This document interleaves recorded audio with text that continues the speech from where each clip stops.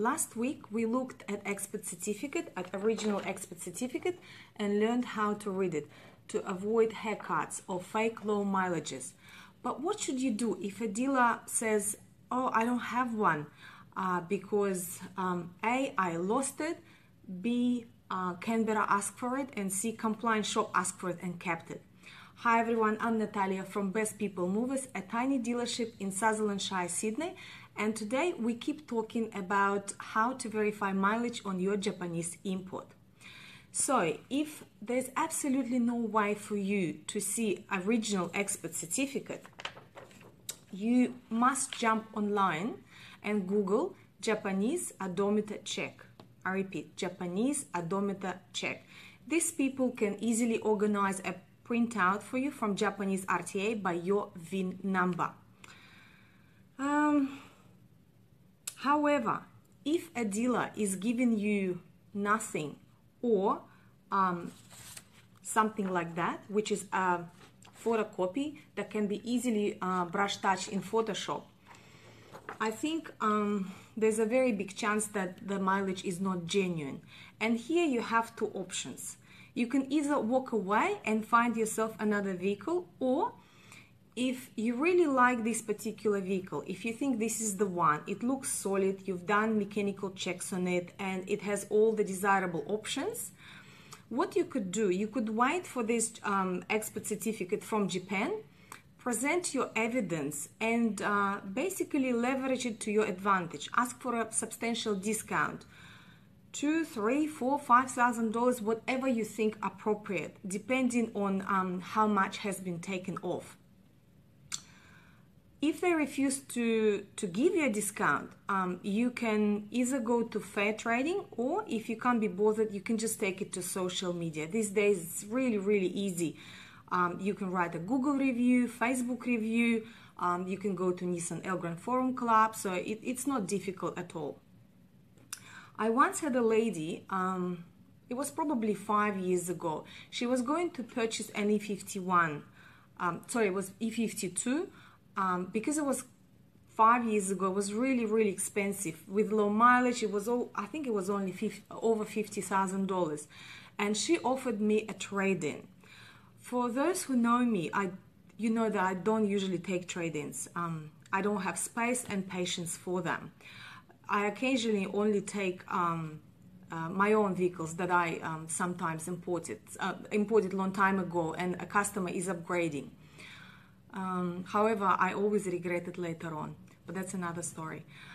So her trade-in was Nissan Elgrand E51, purchased at one of the Sydney dealerships, and it had done about 40,000 kilometers, and she said that it has lost engine. Straight away, I knew that the mileage was fake, because Nissan Elgrand is a high-quality vehicle. It wouldn't lose engine at 40,000 kilometers. So I asked her if she purchased with original expert certificate. She said yes, and sent me something totally irrelevant, which was something like Form 5, which both customer and dealer sign when the vehicle is sold. I asked her to go to Japanese odometer check and purchase expert certificate. A week later, we found out that her van has done 110,000 kilometers 2 years before she purchased it in Sydney. So she purchased it with about 35,000 kilometers, and 2 years before it has already done 110. And because it was a fairly young vehicle, we quickly figured out previous owners were doing about 25,000 kilometers a year. So in fact, when she purchased it, it has done at least 150 or 160,000 kilometers. She was, of course, very upset, but I had a question for her. That particular vehicle had cream velour, and I know from my experience, cream velour really shows wear and tear quicker than black or gray. And I asked her how come she didn't notice anything, and she said that indeed, they paid deposit over the phone, and when they traveled for 6 hours, arrived early in the morning, and saw the vehicle, they were disappointed. The seats were worn out, the plastics had scratches, tires were bald, and on top of that, it smelled cigarettes. However, the dealer refused to swap it with another vehicle, and they told her that it's too late because they already registered vehicle in her name, which is total BS, because no one in Australia can register vehicle in your name. You have to be there personally at RTA with your driver's license. This is the only way you can register a vehicle in your own name. But because she was tired, she wasn't very knowledgeable, they basically took advantage of her and sold this really high mileage vehicle. I couldn't help her any further because there was no way I could take it as a trade-in, knowing all the history. And she went to battle alone with them. And from what I know, she wasn't very successful because she did not have time and determination to take them to court. So this is why, again, it's really, really important, even before you place a deposit, make sure you buy with original expert certificate.